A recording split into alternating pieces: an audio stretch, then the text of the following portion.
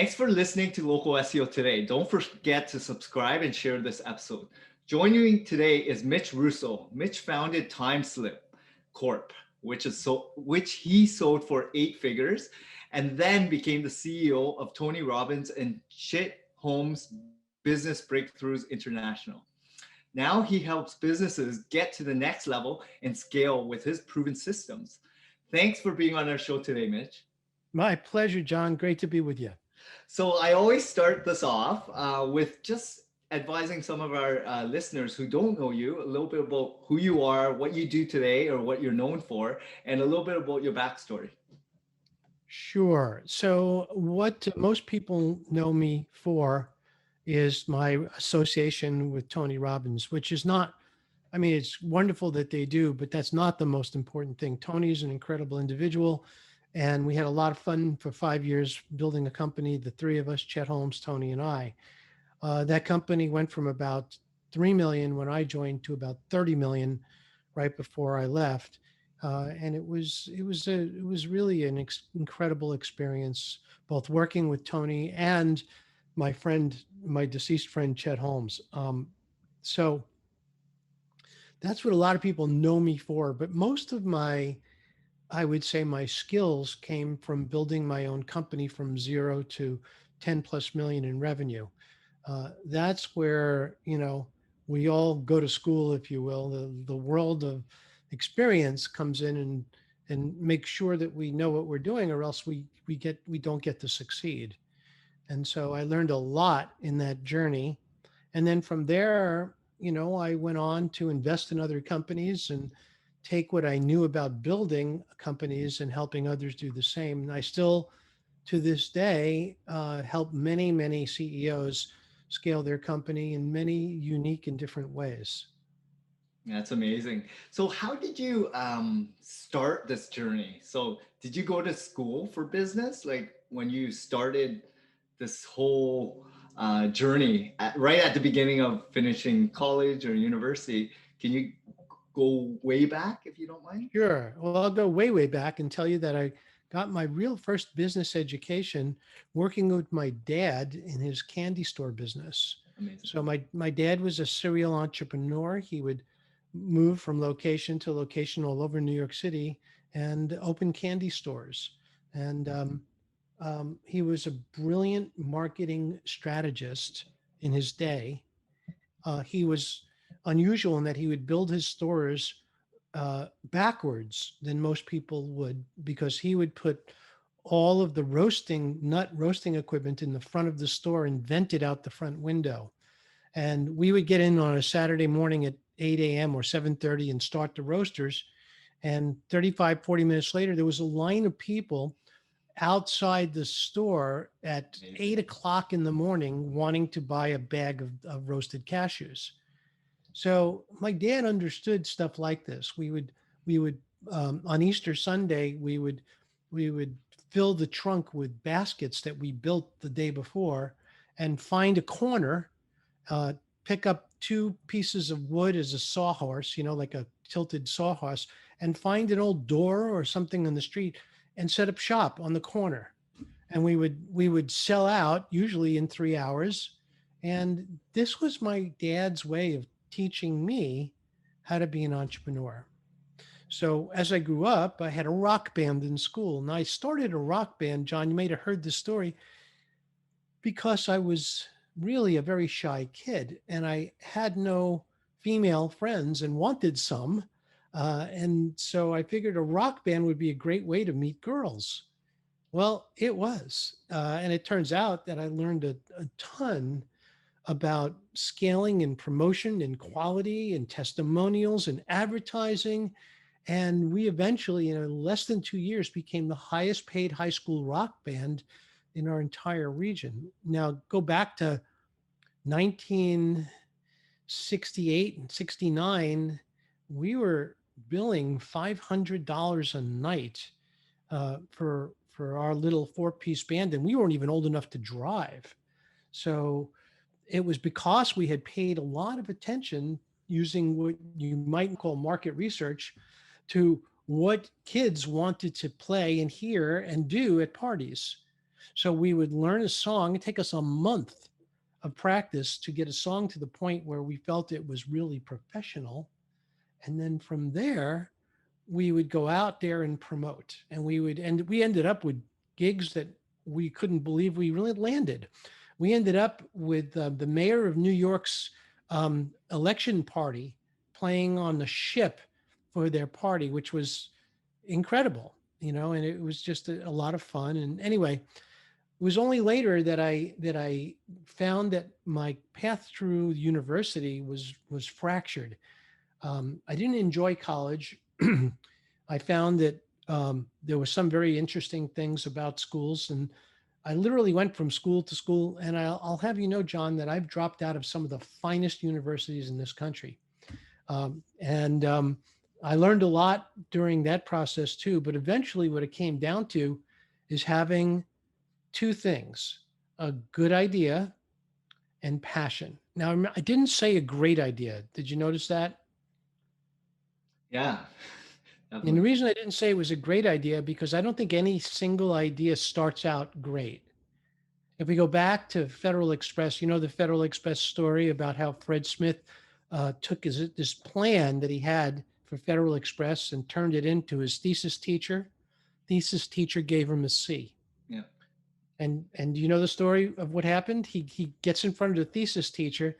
Thesis teacher, and he goes back and says, "Well, I thought this was a great idea. Why'd you give me a C?" And he goes, "Apparently you didn't think this through very hard, did you?" And he goes, "What do you mean?" He goes, "Well, your idea, which is brilliant, which is to shorten the time it takes for banks to process checks from 7 days to 1 day, relies on loading all of these checks onto planes with all of this processing equipment on the plane itself, and then delivering all the checks into a hub, which then would separate them out and spread them out throughout the banks in the region. Brilliant, except one small problem, Fred." He goes, "What's that?" He goes, "All that equipment and all that paper, too heavy, won't fly." So Fred had to go back to the drawing board and refine his idea.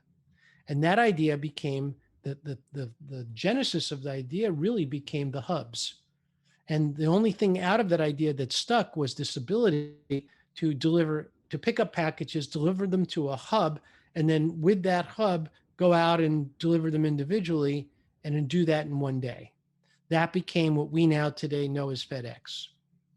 So in my own case, we started a software company around an idea that was basically mandated by the IRS. And that idea was you had to keep contemporaneous records of your computer usage if you wanted to deduct your computer from your tax returns, which I wanted to do. That's how I got involved in this.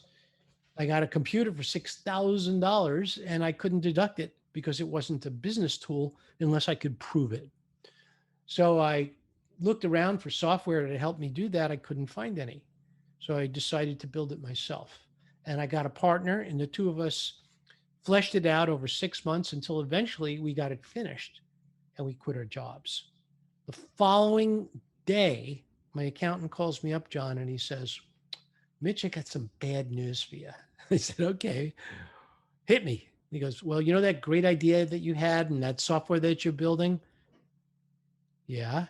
"Well, I'm sorry, but it's all obsolete." I said, "What do you mean?" He goes, "IRS just completely removed and relaxed those rulings. No one needs your software anymore." Well, at this point, I was heartbroken. I had no job and I was desperate. So my partner and I got together and we brainstormed until we figured out that there were other people who needed this type of product. And we then made a list of everybody who needed this type of product. And most of those people were lawyers and accountants. So after blowing our entire $6,000 marketing budget on useless ads, we regrouped and focused on tiny vertical markets. And that's how we scaled that company from 0 to 10 million without any investment capital at all. That's amazing. So how long did it take you to do that? Well, people say that this is, that I was very lucky. And I have to admit, I was very lucky. Um, the situation for us was that we I was in sales. I was in the electronics industry, and it took me 14 months before I earned my first commission check. And most people wouldn't wait around 14 months uh, to make a commission check, but I was determined and I knew I could. So by the time this came around, there's a whole story behind that. Um, by the time I ended up making that money, I had gone 14 months with virtually no remuneration at all. I had savings. I had built several real estate developments and I had some savings. So I lived off my savings, but I knew in my mind I had a vision for what I could do with this job. And I did it because my first big commission check from maybe $1,500 previously was $34,000 a month. So now I'm 24 years old, generating 32 to 36,000 a month in commissions, and I did it in a very unconventional way. And what I ended up doing is being an engineer, because I had studied engineering in school. Instead of going to sell my products to the purchasing office where all the other salesmen were collecting in the lobby, smoking cigarettes and trying to get the purchasing agent out for a drink, I instead focused on the engineers. I went back because I felt comfortable with my own kind. I went back to the engineers and I showed them the magic that our products had. And I got them to design those products into their circuits. Many of them were custom engineered products. What that meant is that there was no price negotiation. Why? Because I'd show up at purchasing and say, okay, I think you're going to have to place an order for 500,000 of these parts at $26 a part. And the guy would say, well, what do you mean? We want a better price. I said, nope, sorry. They go, well, we don't work that way. We negotiate. I said, well, I understand, but this is a custom part that we designed for your company. And he said, well, how did you do that? And the bottom line is that he had to place the order. So I started generating all this income, and I was so unsophisticated financially that I would go from bank to bank, deposit my checks until they each one had $100,000. And I'd take the passbook. Remember passbook savings accounts? Oh yeah. I'd take the passbook and throw it in my sock drawer, and I'd move on to another bank. And until I had basically a sock drawer filled with these passbooks, I was afraid I might lose one. I didn't even know how many I had because the money just kept coming and coming and coming. And then at that point, there was a huge downturn in the industry. And with that downturn, I started asking other people what's going on. And they said, oh, the electronic semiconductor industry is cyclical. And we're going to go through a cycle right now. But don't worry, 4 to 5 years from now, it'll come back strong. And I said to myself, 4 to 5? What? Are you nuts? I'm out of here. And that's when I used that capital to start Timeslips Corporation with my partner, Neil Ayer. So Neil was a brilliant technologist who had built 5 programs before. And I was the business strategist. So I said I was. I'd never done it before, but I knew I could. I had that confidence. And so we both put $5,000 into a bank account. We spent, I would say, a quarter of that money on working to get a partnership agreement with a lawyer, half of that money to buy Neil an IBM PC, which we didn't have. And the rest of that money we had set aside for marketing. But both Neil and I were able to support ourselves through this journey. We figured it would be 6 months to a year before we made a salary. Well, we were wrong. It was 2.5 years before we made a salary. But we had an incredible journey along the way. My first real act was because I didn't have really any money to market other than wasting the money we started with. I figured the only thing I had was my enthusiasm, my passion, and my energy. So I got busy and I went from trade show to trade show. I walked the floors in Las Vegas, 2 million square feet. I covered most of that in almost 2 weeks. wore out shoes and, exhausted to the nth degree. But 6 months later, those review copies I had dropped off started to become little seeds turning into oak trees. One in particular grew through the chance meeting with one of the senior reviewers at a big magazine called InfoWorld. Well, InfoWorld published a review of the Timeslips software and rated it the highest they had ever rated any other product. Now, before that review came out, we were comfortably selling 6, 7, 8 copies of Timeslips a week at $99 a copy. And we were okay, meaning we could float the company on that little amount of money because we were working from home. We both could support ourselves. Our expenses were very low. And then when that review came out, all of the things that I had been working on, like trying to get into major retailers, trying to get into distribution, no one would talk to me. Everyone turned me down until that review came out. Because I had those connections, all of a sudden, we went from selling 6 to 8 copies a week to 600 copies a week in Amazing. 1 week. Wow. And it wasn't because we were brilliant or smart. Yes, the software was fantastic, but it was because we worked really, really, really hard. We paid a lot of attention to what customers wanted. We did a lot of the legwork to get the PR in place, to make the connections, to build joint ventures. So the three key things that I did to start that company, because I didn't have a lot of money, was PR and joint ventures. And then eventually that PR led to interviews, radio interviews in particular, some television interviews too. So using those three tools, I was able to create enough growth to get to the company to the point where it hit 7 figures and kept climbing. And that's when we were able to finally afford to employ other tools. Now, notice I didn't say we were then able to afford to pay ourselves, because we didn't. We wanted to plow all the money back into marketing. We knew that we had a great product, and we also knew that time was not on our side. Competitors were fierce. The market is fickle. The software platforms change all the time. So we had a window of opportunity and we had to grab it. So that's what we did. That's amazing. And I love that you're telling me like you were a salesperson at heart, right? You were out there hustling. And that resonates with me because that's how I started my whole career, right?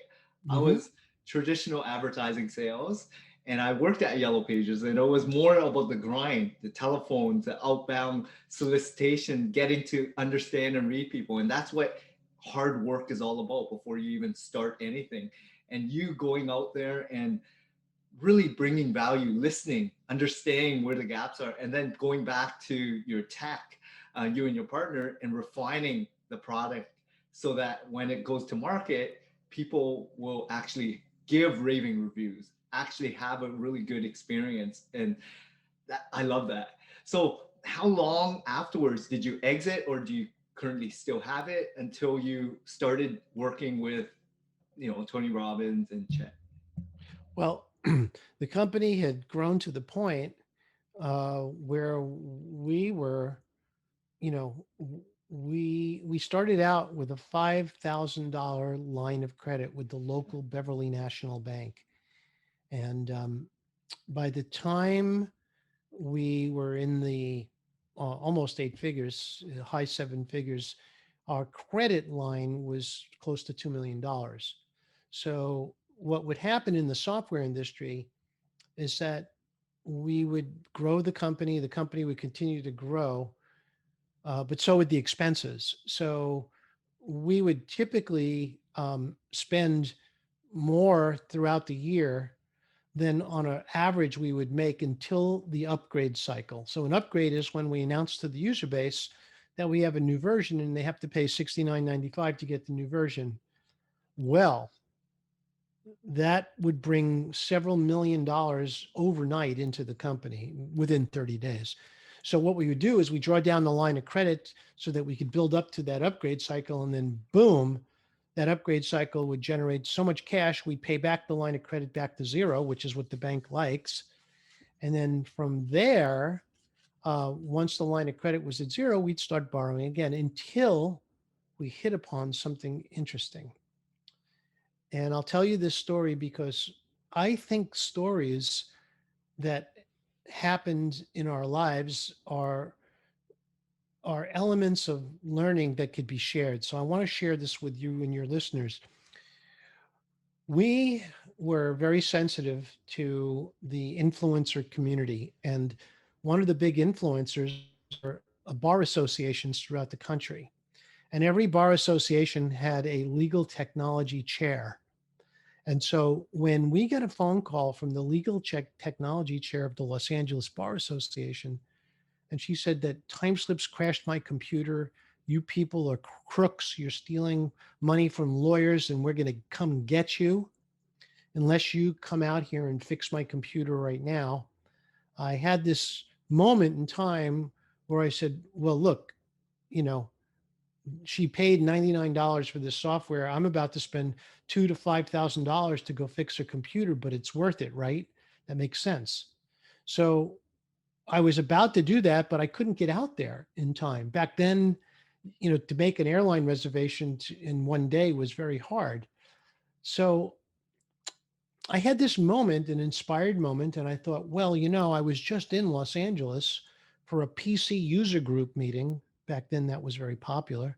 And a woman came up and introduced herself and told me how much she loves time slips and how she runs her very busy legal firm all with time slips. And so her face shot into my mind, and I figured, you know what? She may not remember me, but I'm going to give her a call. And I did. And I said, hi, Ann, you don't know me. My name is Mitch Russo. And she goes, oh, Mitch Russo, the president of Timeslips? I said, yes. And she goes, oh, I'm so thrilled. I'm so honored to speak. And I said, thank you very much, Ann. But I have a question for you. I'm wondering if I could get some of your help. And she goes, what could I possibly do to help you?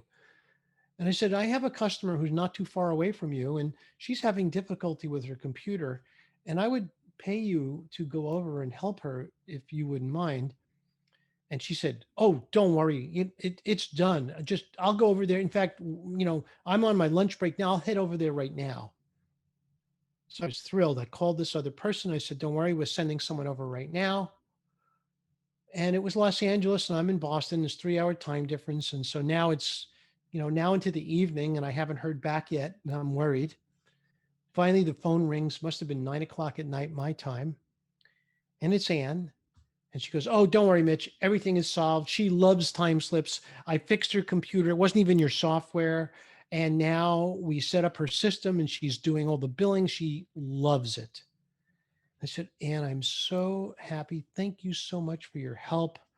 How much do I owe you? And she goes, Mitch, don't worry about a thing. And you're not going to believe what happened to me. I said, what's that? She goes, she gave me $100 bill. I said, really? I'm so happy for you, Ann. You deserve that. And then she said the words that changed the trajectory of my life. Simple sentence. She said, and Mitch, if you know anyone else who needs my help, let me know because I'm available. So now I'm seeing stars in my mind as this brainstorm erupts. And I said to myself, I said, thank you so much, Ann, and hung up. But then I couldn't sleep because all I could think about is what would happen if I had 2 Anns in Los Angeles. No, 10 Anns in Los Angeles. No, 100 Anns all over the country. Not 100, maybe 200, maybe 300 people trained to help my clients one-on-one with their software. What would that do for my company? And that's when I invented certification. So I created a program where we started out with a test, a simple test. We charged $500 for the test. We figured 5 or 6 people would buy it. 200 people bought the test. So we created a very nice little revenue stream, 6-figure revenue stream just from selling tests. And those who passed, which were about 20% of the people who bought the tests, would become certified. So, you know, happy days are here again. We have a new revenue stream. We have these certified consultants. But then something goes wrong. What ends up happening now, about 60 days into the program, we're getting phone calls and tech support about the certified consultants. Some of them don't know what they're doing. Others are rude. Others, show up looking like Elmer Fudd and don't know how to dress and smell like, 3 bottles of scotch. And eventually we now get threats of lawsuits from these because of these certified consultants. So what do? I'm convinced this is a great idea. So what I do is I shut down the program completely. I rescind everybody's certification and tell them if they want to stay, they have to requalify. And then I spend 6 months rebuilding the program based on 60 interviews I did with customers who had bad experiences with my certified consultants. And John, here's what I learned. I learned that it's not about the technical training. Yes, that's critical and that's important. It's more about the soft skills and it's more about the culture than it is about the technical side. I think you could train anybody to technically do something, but what's hard to do is arrange and create a strong culture of cooperation and a culture of camaraderie among a group. And so what I then embarked on is learning how great cultures are created, because I hit upon that pretty early on in my research, realizing that this was a group that didn't support each other. This is a group that found that they were thinking of each other as competitors. And that's just wrong. That's not what I wanted. That does not adhere to my values or my vision. That's why I shut the group down. And so when I reopened the group, before doing so, we built a culture in advance and made sure that people signed off and understood what that culture was. And once I did that, not only did the complaints stop, but the compliments started. The range of incredible experiences my customers were now having because of the work just completed. And that team grew from what I shut down, which was 60, that I fired them all, restarted from scratch. 18 months later, I had 350 certified consultants. But here are the surprise in all of this story I'm telling you. Of those 350 people, it turns out that those folks wanted desperately to sell our services and products to their customers. Well, I had resisted doing that because I didn't want to cause channel conflict. Eventually, I said, okay. And I engineered a way so that it wouldn't cause channel conflict. And they became my third largest selling platform. So I had my retail business, I had my direct sales, and now I had my certified consultants sourcing product directly into their clients. And they were also selling my support plans because they didn't want to be bothered with every little phone call. So now that certification was dropping 1 million in cash in profits to my bottom line just from certification fees, another 1 million plus in sales, and yet still reduction in expenses because our tech support calls now have dropped 20%. So this was what I would call a brilliant mistake opportunity that I was able to capitalize. And to this day, after writing the book Power Tribes, I now build these types of conscious certification tribes for my clients. That's amazing. I love that. So in terms of like, obviously you've learned a lot over the last couple of years building this company. Um, were there like challenges that you can really think of? Because it seems like you pivoted, even though there was a big mistake or something that really impacted your bottom line. And then you pivoted, you found value and opportunity to really enhance your product and enhance the morale and the core values of your whole company, right? Bringing everyone together. What was the biggest, I guess, mistake along the way that you can think of? Two mistakes that come to mind. Number one was my nature um, was stopping me from expanding my growth. I was too insecure to delegate. And so I had to learn from others how to build a team and delegate. Because my belief, and this may sound like ego, but it's the opposite. My belief is I'm the best at everything that I needed to get done in the company, and nobody could do it as good as me. That's really not bragging at all. That's fear, saying no one else can get what you do or do what you do. So therefore, you have to do it yourself. Well, that is a death sentence, both for the person and the company. So instead, what I had to do is I had to learn how to train people and I had to learn how to delegate. And that's where I got deep into understanding how people learn. I was lucky enough to, we're working with Tony Robbins.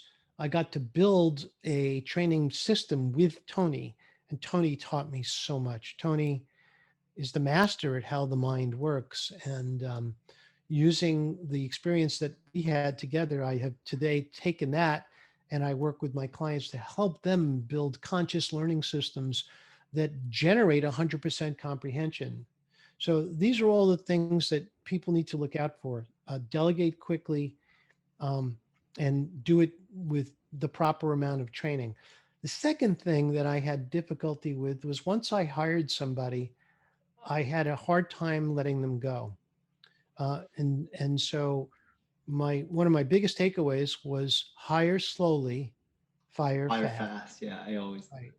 And what I found is when I started doing that, we were able to unblock the growth in the company. We were at one point we had plateaued at about 3 million a year, and I was trying desperately to figure out how to solve this problem. There was no such thing really as business coaches back then, but I had a great attorney, and he became a very close friend until he passed away.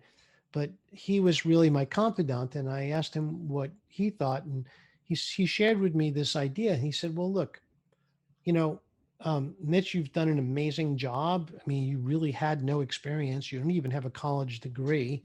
Look what you've created. You've created a world-class brand that is accepted as the number one product in your field, but you're stymieing your own growth because you don't have the right people." And he said, further, not only don't you have the right people, you actually have the wrong people. So I took what he said to heart and I fired my entire management team, everybody. And I started rehiring everybody, but now I'm hiring people with experience. Initially, I hired people who were cheap because we couldn't afford to pay them very well. So we hired low paid folks and taught them. And they were nice people and I loved them desperately. But unfortunately, they did not have the skill to take us to the next level. When I brought in the skill, that's when we busted through the plateau we were on and finally reached next 5 million and then above. And that's how those were probably the two core lessons that I learned, and the mistakes that I made. I maybe could have gone a lot faster. There's one other thing I'll mention. I told you earlier that I was financially unsophisticated. Um, that led me to never raising money for the company. I never did. I think in retrospect, that was a mistake.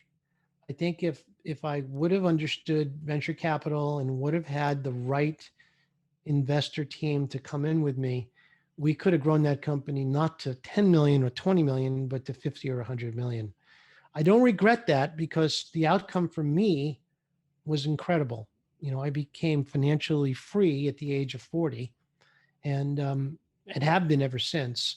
But more importantly, the experience and lessons that I've learned, I've been able to share with many, many, many other entrepreneurs to have helped them become the success that they were meant to be as well. That's amazing. So along the way, throughout your journey of starting your own business and working with Tony, were there like people that really helped you, guide you, mentor you? Because I know you mentioned you didn't have them paid, like mentors and coaches, and go through VC or angel investing. But were there people that were inspirational to your kind of success to where you are today? Yes. Um,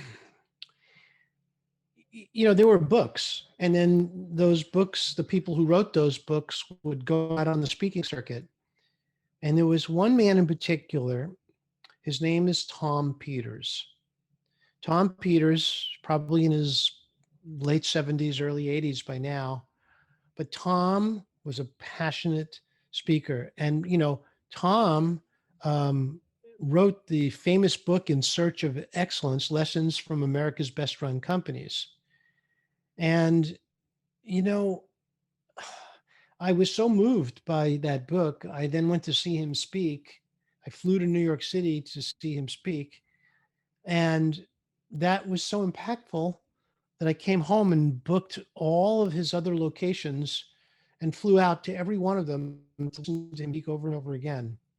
And so Tom was not realizing he was my mentor. Tom was teaching me so much from stage and from his books until full circle just a few months ago, I got to interview Tom Peters on my show, Your First Amazing. 1,000 Clients. And it was very fulfilling.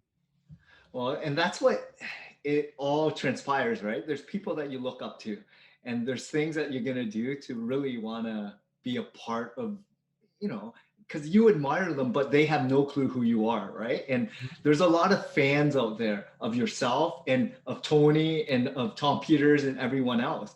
But how do you impact them in a way where they feel comfortable to want to share that insight, right? Like reach out. The challenge is there's so many people that are maybe struggling, or they have this dream of being like them, but they're afraid. They're afraid to take action or do something about it. At least you went out there, pursued, went to his training, read his books, and then now at a stage where you have your own show, you're able to have him as a guest, and it was amazing. So very similar. Like I love how this podcast, or have your own business or a website or YouTube videos, it allows you to connect with people that you've always looked up to. That's right. It's funny because I've interviewed a young man. His name's Zachary Babcock. You might know him. He's a podcaster. And he had an interesting life. He apparently was, basically in a gang, got arrested, went to prison, came out of prison, tried to get a job. No one would give him a job. And somehow he ended up figuring out that he might want to start a podcast, which he did. And then it's interesting because people who would never give him the time of day, all of a sudden were showing up to be on his show. So he had this realization that, sometimes you just need to be able to elevate others in order to connect with them. And that's what podcasting is all about, John. That's why you do it. By interviewing me, you're showcasing my story, which I appreciate. But you and I would probably never have come into contact if it wasn't for your show. And I feel the same way about the 250 guests that have appeared on Your First 1,000 Clients as well. Yeah, it's all about giving, right? And this Yes. is what people have to understand. It's not about you, it's about them. And the more you understand the world of how everything is revolved around in sales and also in life, right? In general, people love talking about themselves. They love wanting to know what is in it for them. So Right. if you understand the whole concept of buyer behavior, the intention, and really the mindset of what's going on, people have restricted time allocation. And if you can value it so that you're giving all the focus on them so they can amplify the message, it gives you an opportunity to interview some great people, get to know some great people on a more personal level, and it allows you to build a real relationship, right? And this is just the beginning of our relationship, Mitch, but I love that because it's true. It's the honesty of what life is all about, right? In terms of, I just have a couple other questions for you, Mitch. How has it been working, or how was it working with Tony? People ask me that and they expect some kind of a, like a behind the scenes answer, like, oh, well, Tony is this or that. Tony is exactly how he appears. Okay. Tony is one of the most genuine individuals I've ever known. I consider Tony a friend. I don't hang out with him. But Tony has called me and I've called Tony after our time together at Business Breakthroughs, and I've done work for him. He asked me, one of my superpowers is scaling radio programs. When I was building Business Breakthroughs, we went from spending $2,000 a month to $125,000 a month on the radio. And we did that at a profit. Very few people know how to build radio campaigns profitably and scale not just the front end, but the back end too. That includes all the tracking of all of the elements of a radio campaign, knowing which spots are working, knowing what day parts are working, knowing which stations and audiences are working, and knowing how to engineer that mix so that it's profitable. Plus, build all of the recurring revenue streams behind all of that. Well, that's something I did naturally as part of my job at Business Breakthroughs as president and CEO. Well, Tony and I worked together on that again. And I still to this day help people um, as well do the same thing. So, you know, uh, Tony has taught me so much. I am a student of Tony Robbins, and to this day, I was the luckiest guy in the world to be able to have my mentors be Chet and Tony for 5 solid years, where both of them were, a text or a phone call away anytime I needed them. And it benefited me greatly. And I didn't take it for granted, and I didn't abuse it, but I learned a lot. And I think that's the most invaluable thing, right? There's people that surround your business, and even maybe it's family or friends, right? And you don't know what they're bringing to the table. And until they're ultra successful or whoever their influencer or brand name, they could be just your neighbors, right? But they made such a big impact in your life, right? And those are the people that you want to surround more time with and focus, helping and building and connecting and being curious and asking questions, because I'm ultra curious all the time, right? So Sure. I'm always like, my story is a little bit different as well as everyone else's, but everyone wants to learn a little bit more about other people. And if you ask the right question, people are willing to open up. They want to embrace you and share. And this is storytelling, right? 101. But it's all about like helping others amplify their message and understanding, sales. You've been doing sales all your life. And it's all about like understanding the gaps and relationships of it all, right? Um, Mhm. so I love the fact that, you're able to connect with them for 5 years, but there's other people that also made a big impact, right?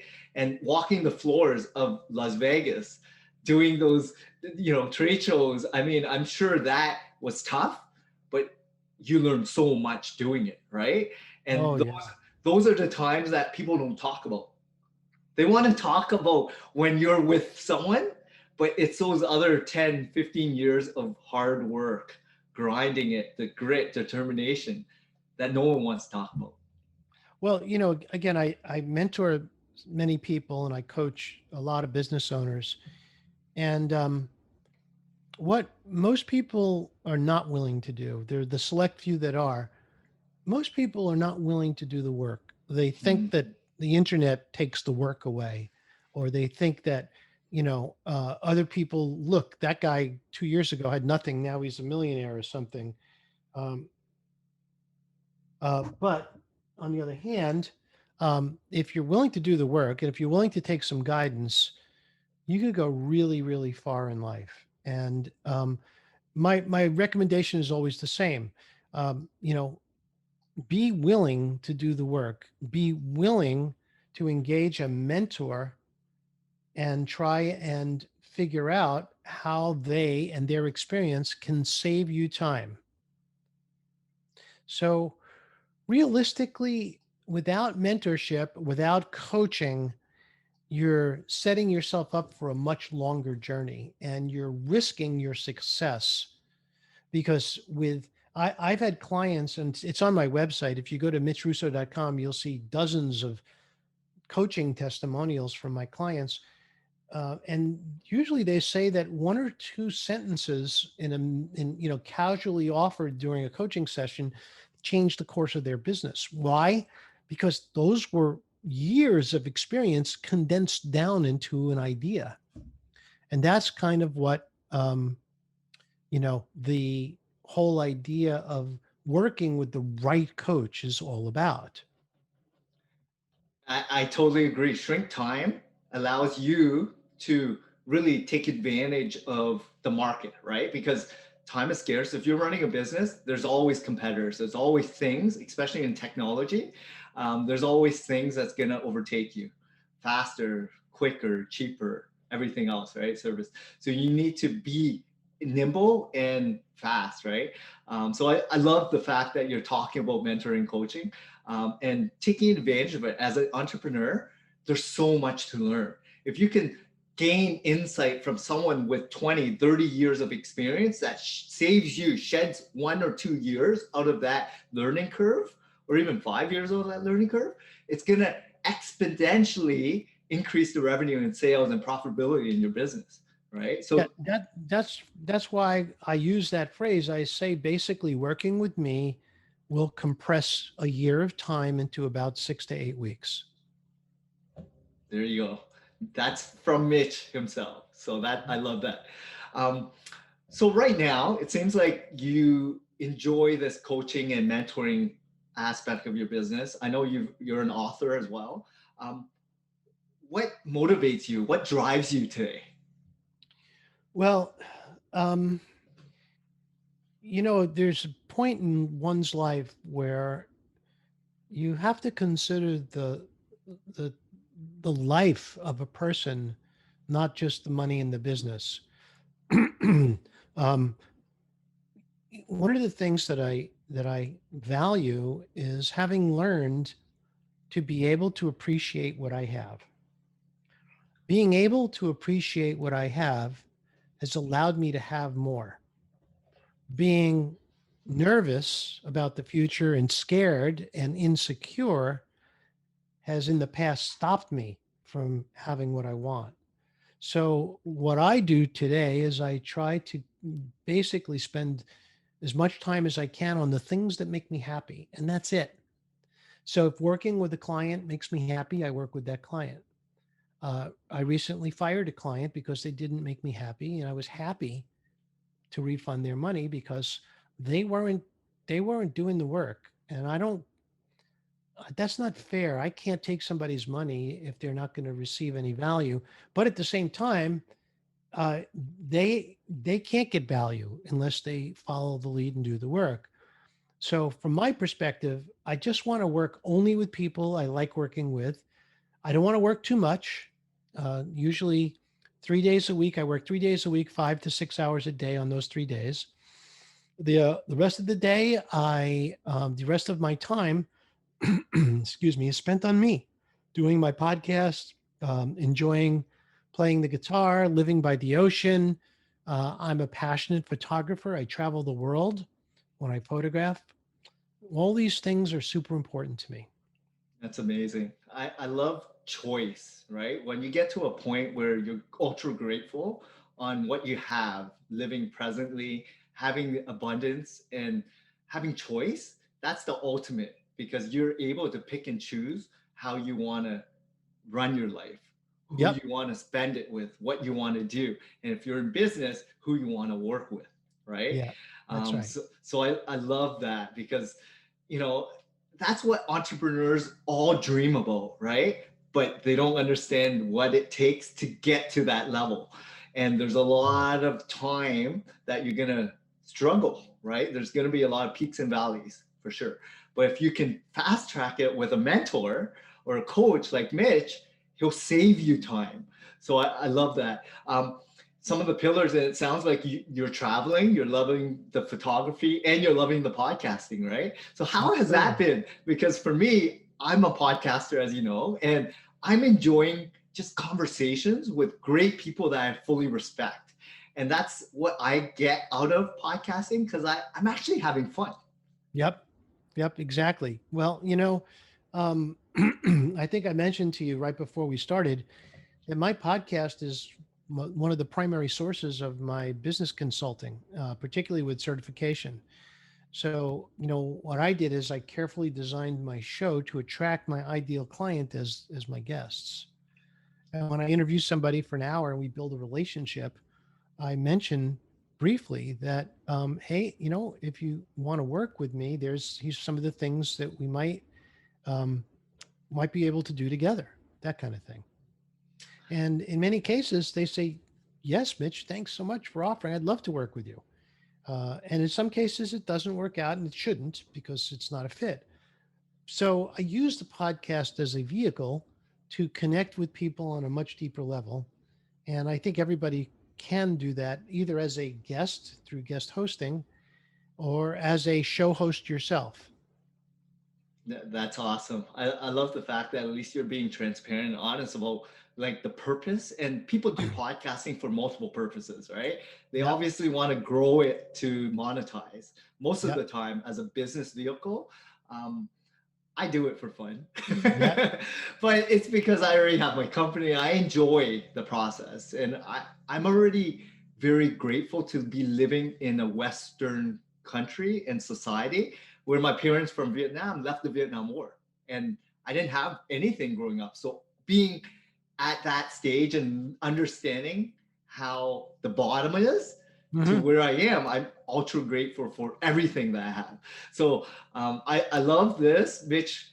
How can some of the audience members get a hold of you, reach out to you, check your website, or follow you on social? Well, I actually have a free gift to your listeners. If you'd like, I could share that. Yeah, definitely. So I put together a guide that shares the three key strategies that I use and I have used in my 40-year career to build my businesses, and most of them are free. That free guide is called profitstackingsecrets.com. And if you go there, you could basically enter your email address and you'll get there. It's the whole guide, which is a paid guide, is 28 strategies, including 30 additional lessons that come with the guide itself. But you get the first three for free just by going to profitstackingsecrets.com. And my website for my personal coaching is mitchrusso.com. So, and if you want to communicate with me, just go to mitchrusso.com and there's a form you could fill out to drop me a note. Go to profitstackingsecrets.com and get your free report. I suggest that you grab the paid version, which is, I believe, on sale right now for $27.